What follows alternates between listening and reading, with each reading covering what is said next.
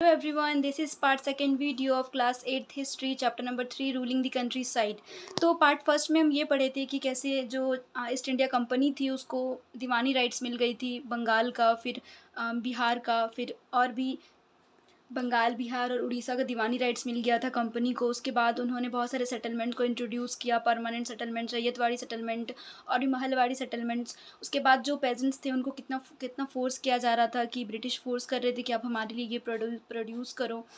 तो हम पढ़ेंगे अब ये न्यू टॉपिक कि हाउ वाज इंडिगो कल्टिवेटेड। हमने पढ़ा था कि इंडिगो बहुत ज़्यादा डिमांड बढ़ गया था इंडिगो का।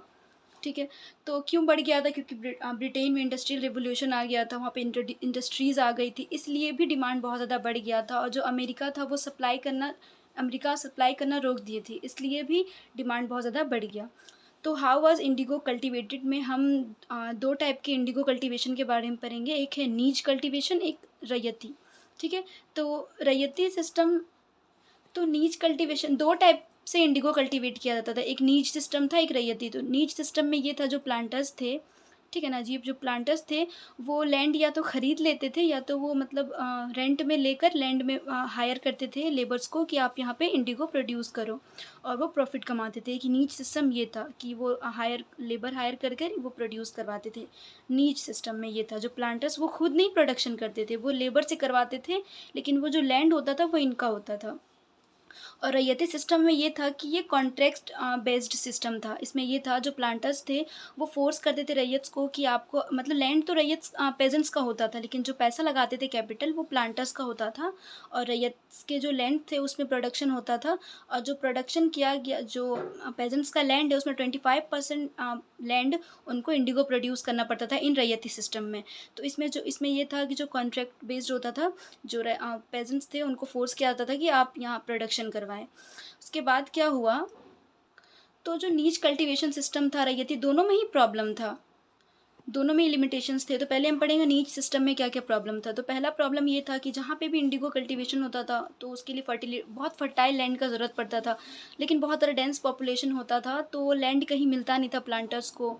तो नीच सिस्टम में ये प्रॉब्लम हो रहा था कि लैंड वो ख़रीद नहीं पा रहे थे, क्योंकि इतना पॉपुलेशन था कि सारा ही मतलब लैंड बहुत कम पड़ रहा था, तो लैक ऑफ फर्टाइल लैंड होता था। जो वर्कर्स होते थे उनके मोबिलाइजेशन में भी प्रॉब्लम होता था। देखिए, प्लांटर्स खुद तो काम करेंगे नहीं, तो वो लेबर्स को हायर करना चाहते थे, लेकिन जो लेबर्स होते थे, वर्कर्स होते थे, वो राइस कल्टीवेशन में बिज़ी रहते थे। उसके बाद प्लो का शॉर्टेज होता था, तो एक भाग में मतलब आप प्लांट कर रहे हैं तो प्लो का तो ज़रूरत पड़ेगा ही, प्लो मतलब हल, ठीक है ना? तो एक भाग में 2 प्लो का यूज़ होता था, उसी तरह 100 भाग में 200 प्लो का यूज़ होता था। फिर जो प्लो होते थे, जो हल होता था, उनके मेंटेनेंस में भी बहुत प्रॉब्लम आता था। ये एक नीच कल्टीवेशन में प्रॉब्लम था। ये था कि जो लेबर्स थे वो राइस कल्टीवेशन में इतना बिज़ी हो जाते थे कि वो मतलब नीच कल्टीवेशन मतलब इंडिगो का प्लांट करने के लिए उतना उनके पास टाइम नहीं मिलता था, और जो लेबर का कमी हो जाता था नीच कल्टीवेशन में। तो एक ये भी प्रॉब्लम आता था कि राइस का भी कल्टीवेशन होता था कंट्री में और इंडिगो का भी, तो जितने प्लोज थे वो राइस कल्टीवेशन में यूज़ हो जाता था राइस फील्ड में, और इसीलिए शॉर्टेज हो जाता था प्लो का। उसके बाद जो पेजेंट्स थे उनको फोर्स भी किया जाता था कि आपको अपने इतने लैंड में 25% लैंड में आपको प्रोडक्शन करना पड़ेगा। तो 19th सेंचुरी में क्या हुआ, लेट 19th सेंचुरी मतलब लास्ट 19th सेंचुरी में जो प्लांटर्स थे वो धीरे धीरे अपने एरिया को एक्सपेंड करने लगे नीच कल्टीवेशन में, मतलब अपने जो इंडिगो प्लांटेशन था उसको बढ़ाने लगे जो प्लांटर्स थे वो। तो ये नीच कल्टीवेशन नीच सिस्टम में क्या क्या प्रॉब्लम था, ये लिमिटेशंस था, ये आप इसी तरह फ्लो चार्ट बना के एग्जाम में लिख देंगे तो आपको फुल मार्क्स मिल जाएगा। तो ये सारे चीज़ पॉइंट्स को आप अच्छे से रिमेंबर कर लीजिएगा। तो इंडिगो कल्टीवेट करने का दो सिस्टम होता था, एक नीच और एक रैयत। तो पहले हम पढ़े कि नीच कल्टीवेशन कैसे होता था, उसके लिमिटेशंस कैसे थे, उसके प्रॉब्लम क्या थे। तो हम पढ़ेंगे कि रैयती सिस्टम में क्या क्या प्रॉब्लम था इंडिगो कल्टीवेशन में। तो जो इंडिगो रहता था वो बहुत डीप रूट प्लांट होता था, तो जो सॉइल का फर्टिलिटी है उसको ख़त्म कर देता था। तो रैयत सिस्टम में ये भी होता था। तो जब इंडिगो को हार्वेस्ट किया जाता था तो उसके बाद वहाँ पे राइस कल्टीवेशन करने के लिए वो जो फील्ड होता था वो मतलब वहाँ पे राइस कल्टीवेशन नहीं हो पाता था, क्योंकि उसकी फर्टिलिटी पूरी तरह से चली जाती थी। तो रैयती सिस्टम में जो प्लांटर्स होते थे वो एग्रीमेंट करवाते थे सट्टा, मतलब फोर्स करते थे लेबर से कि आपको साइन करना पड़ेगा कि आपको हमारे लिए अपने इतनी लैंड में इंडिगो प्रोड्यूस करना पड़ेगा। तो जो विलेज के हेडमैन है वो खुद तो साइन करते नहीं थे, लेबर्स तो उतने पढ़े लिखे नहीं थे। तो जो विलेज के हेडमैन होते थे, जो विलेज के जो हेड होते थे, वो साइन करते थे कॉन्ट्रैक्ट वो रैयत्स के बिहाफ में कि हाँ मैं आपको 100 रैयत्स देता हूँ, लेबर्स भी, और आप इनके लैंड पे काम करवा लीजिए, मतलब इंडिगो को प्रोड्यूस करवा लीजिए। तो जो भी साइन करते थे उनको एडवांस में पैसा दिया जाता था। कौन देते थे? प्लांटर्स। प्लांटर्स काम करवाते थे। वो हम पढ़े थे ना कि रैयती सिस्टम में कैपिटल होता था प्लांटर्स का, लेकिन लैंड होता था पेजेंट्स का। तो जो ट्रेडर्स थे उनको उनको कैपिटल दिया जाता था और उनको फोर्स किया जाता था कि अपने एरिया, मतलब ये पूरा एरिया है उसमें 25% एरिया में आपको इंडिगो प्रोड्यूस करना पड़ेगा। तो जो प्लांटर्स थे उनको सीड प्रोवाइड किया जाता था। जो प्लांटर्स थे वो सीड प्रोवाइड करते थे रैयत्स को, और ड्रिल भी प्रोवाइड करते थे रैयत्स को, क्योंकि अब रैयत के पास तो उतना पैसा होता नहीं था कि वो सारी चीज़ को खरीद सके। तो जो प्लांटर्स थे वो प्रोवाइड करते थे रैयत्स को सारी जितनी भी ज़रूरत पड़ती थी टूल्स वगैरह की। तो रैयत्स फिर क्या करते थे? सॉइल को प्रिपेयर करते थे, उसके बाद फिर वहाँ पे बीज लगाते थे और उसमें क्रॉप्स लगाते थे और उसको फिर हार्वेस्ट करते थे। इस तरह वो प्रोडक्शन करते थे। उसके बाद जब हार्वेस्ट कर देते थे पेजेंट्स, वो जैसे ही प्लांटर्स को सारी चीज़, मतलब जितने भी हार्वेस्ट होने के बाद दे देते थे प्लांटर्स को इंडिगो। उसके बाद क्या होता था? उनको फिर दोबारा दूसरे लोन दे देते थे। मतलब देखिए, ये लैंड है, यहाँ पे वो कल्टीवेशन किया, उसको कल्टीवेशन करने के बाद वो प्लांटर्स को इंडिगो दे दिया। उसके बाद यहाँ पे दोबारा उनको लोन दिया जाता था, फिर से कैपिटल लगाते थे ट्रेडर्स और जो प्लांटर्स होते थे, और दोबारा रैयत्स को फिर से काम करना पड़ता था। तो ये साइकिल है वो स्टार्ट हो गया था, मतलब ये काम रुकता नहीं था। जो प्लांटर्स थे वो लोन देते थे, रैयत्स काम करते थे, फिर वो उनको वापस करते थे, फिर प्लांटर्स लोन देते थे, फिर रैयत्स वहाँ पे प्रोडक्शन करते थे। उसके बाद फिर वो प्लांटर्स को दे देते थे। तो जो साइकिल था वो रुकता नहीं था। लेकिन ये था कि बहुत हार्श सिस्टम था। इसमें ये प्रॉब्लम होता था कि जो पेजेंट्स होते थे उनको बहुत फोर्सफुली काम कराया जाता था, और जो उनको इंडिगो खरीदते थे जो प्लांटर्स उनसे, वो पैसा उनको बहुत कम प्राइस में लेते थे। जो पेजेंट्स से इंडिगो खरीदते थे प्लांटर्स, उनको पे बहुत कम करते थे। और जो लोन होता था वो कभी रुकता ही नहीं था। वो तुरंत जैसे ही प्लांटर्स ले लेते थे उनसे, इंडिगो खरीद लेते थे, फिर उनको लोन दे देते थे कि आप दोबारा प्रोडक्शन करें। तो ये साइकिल चलते रहता, तो इससे भी उनको बहुत प्रॉब्लम होता था। तो जो प्लांटर्स थे उनके जो लैंड है उनकी फर्टिलिटी भी ख़त्म हो जाती थी, और इसलिए वो वहाँ पर राइस और प्रोड्यूस नहीं कर पाते थे। तो ये भी उनके लिए बहुत प्रॉब्लम हो रहा था। तो जो प्लांटर्स थे वो बहुत ज़्यादा फ़ोर्स करते थे रैयत्स को कि जिस फ़ील्ड में वो राइस प्रोडक्शन करवाते थे उसी फ़ील्ड में वो इंडिगो प्रोड्यूस करे, क्योंकि राइस प्रोडक्शन फ़ील्ड बहुत ज़्यादा फर्टिलिटी होता था। तो 2 टाइप की कल्टीवेशन होती थी, सिस्टम थी, नीच सिस्टम और रैयती सिस्टम। तो नीच सिस्टम में भी बहुत लिमिटेशंस थे, प्रॉब्लम्स थे, और रैयती सिस्टम में भी बहुत सारे प्रॉब्लम्स और लिमिटेशंस थे। तो आप दोनों ही याद रखिएगा कि कैसे इंडिगो प्लांट किया जाता था। तो नीच कल्टीवेशन नीच सिस्टम के अंडर में, और रैयती सिस्टम के अंडर में। तो जो कल्टीवेशन करवाते थे जो प्लांटर्स, वो बहुत ज़्यादा, मतलब बहुत सप्रेस्ड करवाते थे और बहुत फोर्सफुली और बहुत हैरेसमेंट किया जाता था पेजेंट्स को। तो ब्लू रेबिलियन पढ़ेंगे हम। ब्लू रेबिलियन इसलिए कहते हैं क्योंकि इंडिगो के लिए रेबिलियन हुआ था, मतलब रिवॉल्ट हुआ था। तो इंडिगो रेबिलियन भी इसे कहते हैं। तो मार्च 1859 में जो 1000 से भी ज़्यादा रैयत्स बंगाल में मना कर दिए थे कि हम इंडिगो ग्रो नहीं करेंगे, क्योंकि इंडिगो ग्रो करने की वजह से जो उनकी फर्टिलिटी है सॉइल की वो ख़त्म हो जाती है। तो रेबिलियन धीरे धीरे बहुत ज़्यादा बढ़ गया, और भी आजू बाजू जितने भी रैयत्स थे वो भी रिफ्यूज़ कर दिए थे कि हम रेंट नहीं देंगे प्लांटर्स को, और हम इंडिगो को भी ग्रो नहीं करेंगे, हम मना कर दिए थे, रिफ्यूज़ कर दिए थे। जो रैयत्स थे वो अटैक कर दिए थे इंडिगो फैक्ट्रीज़ में। जो प्लांटर्स थे वो रैयत से इंडिगो खरीदते थे और फैक्ट्रीज़ में जाकर वहाँ पे ब्लू डाई बनाते थे। तो जो रैयत्स थे वो इंडिगो फैक्ट्रीज़ में अटैक कर दिए थे, और मतलब हथियार और तलवार लेकर, ठीक है ना, अटैक कर दिए थे इंडिगो फैक्ट्रीज़ में। जो वुमेन थी वो भी पार्टिसिपेट की थी इस ब्लू रेविलियन में। वो भी अपने पॉट्स, पेन्स और किचन के जितने भी इम्प्लीमेंट्स होते थे उनको लेकर फाइट करने के लिए निकल गई।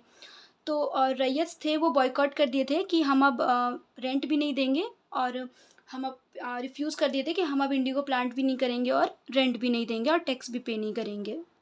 तो जो लैंड रेवेन्यू कलेक्ट करने के लिए आता था गोमास्तास, जो रैयत्स थे वो इनको भी बहुत ज़्यादा पीट दिए थे। तो ये ब्लू रेविलियन बहुत ज़्यादा, मतलब बहुत स्प्रेड हो गया था, बहुत ज़्यादा ही। तो ये कब हुआ था? 1859। तो इसका रीज़न क्या था? मतलब जो पेजेंट्स थे वो इतने बड़े रेविलियन क्यों थे, जो पूरे ही इंडिया में मतलब पूरे नॉर्थ में ही फैल गया था, क्यों? तो इसका रीज़न ये था कि जो ये सिस्टम था ये बहुत ऑप्रेसिव सिस्टम था, मतलब इसमें पेजेंट्स को बहुत ज़्यादा ऑप्रेस्ड किया जाता था। पर ये तो बहुत सोचने वाली बात है कि जो पेजेंट्स थे वो तो शुरू में क्यों नहीं रेबिलियन किए, शुरू में वो क्यों उनका बात माने, बाद में ऐसा क्या हुआ कि वो रेबिलियन करने लगे। तो इसमें ये था कि उनको धीरे धीरे सपोर्ट मिलने लगा, ठीक है ना। जो रैयत्स थे उनको लोकल विलेज हेडमेन्स थे उनको सपोर्ट मिलने लगा था। तो जो प्लांटर्स थे वो तो ईस्ट इंडिया कंपनी के नहीं थे, वो अलग यूरोप से आए हुए थे, कोई स्कॉटमैन थे तो इंग्लिश मैन थे। तो इनको लग रहा था रैयत्स को कि जो ब्रिटिश है वो भी हमारा सपोर्ट करेगा, इसीलिए भी वो ये रेबिलियन स्टार्ट किए। और 1857 में क्या हुआ, एक बहुत बड़ा रिवोल्ट हुआ था। इसके बाद क्या हुआ, जो ब्रिटिश डर गई थी क्योंकि बहुत ज़्यादा ही बड़ा रिवोल्ट हुआ था, ये हम नेक्स्ट चैप्टर में पढ़ेंगे। तो इसके बाद 1859 में रिवोल्ट हुआ तो रिबेल्स जो थे, ये जो ब्लू रेबिलियन कर रहे थे, उन ये सोचने लगे कि अब तो ब्रिटिश मतलब कंपनी ज़्यादा कुछ बोल नहीं पाएगी। उसके बाद जो लेफ्टिनेंट थे वो बंगाल में ऐसे घूम रहे थे, जो लेफ्टिनेंट थे ईस्ट इंडिया कंपनी के, वो बंगाल में घूम रहे थे, ऐसे ही टहल रहे थे। तो जो रैयत थे, जो पेजेंट्स थे, जिन्होंने ब्लू रेबिलियन किया, इनको लगा कि जो बंगाल में जो टहल रहे हैं जो लेफ्टिनेंट, वो हमारे ऊपर सिंपैथी दिखा रहे, वो यहाँ देखने आए कि रैयत को क्या क्या प्रॉब्लम हो रहा था। और ज़मींदार्स भी खुश नहीं थे क्योंकि जो प्लांटर्स की पावर धीरे धीरे बहुत ज़्यादा बढ़ गया था, ज़मींदार्स का पावर गिर गया था, ठीक है ना, इंडिगो प्लांटेशन के टाइम पे। इसीलिए ज़मींदार्स भी उनका सपोर्ट किए थे, इसीलिए ब्लू रेबिलियन इतना ज़्यादा मतलब स्टार्ट हो गया था। इसीलिए जो मतलब रेबल्स थे, जो रेबिलियन किए थे उनको रेबल कहते हैं, जो पेजेंट्स थे उनको पावर मिल गया था, उनको ऐसा लग रहा था। लेकिन जो पेजेंट्स थे वैसा कुछ मतलब ब्रिटिश उनका सपोर्ट एग्जैक्टली नहीं कर रहे थे, वो ऐसा बस सोच रहे थे अपने, मतलब बस ऐसे ही सोच लिए थे। तो ये था ब्लू रेबिलियन, ये 1859 में शुरू हुआ था, ये बहुत बड़ा रेबिलियन था। ये था रेबिलियन इंडिगो के लिए कि इंडिगो बहुत ज़्यादा ऑपरेसिव सिस्टम था, इंडिगो प्लांटेशन। जो रैयत थे वो इसलिए भी रेबिलियन किए थे क्योंकि उनको लगा था, जो मजिस्ट्रेट है एस्ले एडेंट्स, ये एक नोटिस इशू किए थे कि जो रैयत्स हैं उनको मतलब फोर्स नहीं किया जाएगा कि आप इंडिगो, जो रैयत्स है वो इंडिगो मतलब कि जो कॉन्ट्रैक्ट है वो साइन ही करिए, उनका मर्ज़ी है वो साइन करे ना करें। तो जो रेबल्स थे, जो पेजेंट्स थे, उनको ये भी लगा कि नहीं, ये तो सपोर्ट कर रहे हैं हमारे मजिस्ट्रेट। लेकिन ये रॉन्ग इंटरप्रिटेशन था, ऐसा कुछ नहीं था, ये बस अपने अलग पॉइंट ऑफ व्यू से बोले थे। पर जो रैयत्स थे उनको लगा कि ये मजिस्ट्रेट भी हमारा सपोर्ट कर रहे हैं, तो क्यों ना रिबेल कर दे, रेबिलियन कर दे। तो उसके बाद क्या हुआ, जो जितने भी आफ्टरमाथ मतलब उसके बाद ये हुआ कि जितने भी राइटर्स थे, पोएट्स, बंगाल चले गए। 1859 रेविलियन के बाद सब बंगाल चले गए और वहाँ पे लिखने लगे, बहुत ज़्यादा पोएम्स लिखने लगे, स्टोरीज़ लिखने लगे कि रेबिलियन कैसे स्प्रेड हुआ और कैसे कैसे कितने स्ट्रॉन्ग लीडर्स थे हमारे, मतलब कितने स्ट्रॉन्ग पेजेंट्स थे जिन्होंने रेबिलियन किया, ये सारी चीज़ के बारे में लिखने लगे। उसके बाद जो प्लांटर्स थे वो आर्मी को ले आए अपने प्रोटेक्शन के लिए। उसके बाद क्या हुआ, ब्लू रेबिलियन के बाद इंडिगो कमीशन को सेटअप किया गया। इसमें इसलिए किया गया सॉल्यूशन निकालने के लिए, जो प्लांटर्स है उनके साथ मिसबिहेव, जो प्लांटर्स है वो पेजेंट्स के साथ बैड और मिसबिहेव नहीं करेंगे रैयत के साथ, क्योंकि हमने पढ़ा नीच कल्टीवेशन और रैयती में सिस्टम में कि जो प्लांटर्स है वो बहुत ज़्यादा फोर्सफुली रैयत को काम करवाते थे, बहुत ऑपरेसिव सिस्टम था।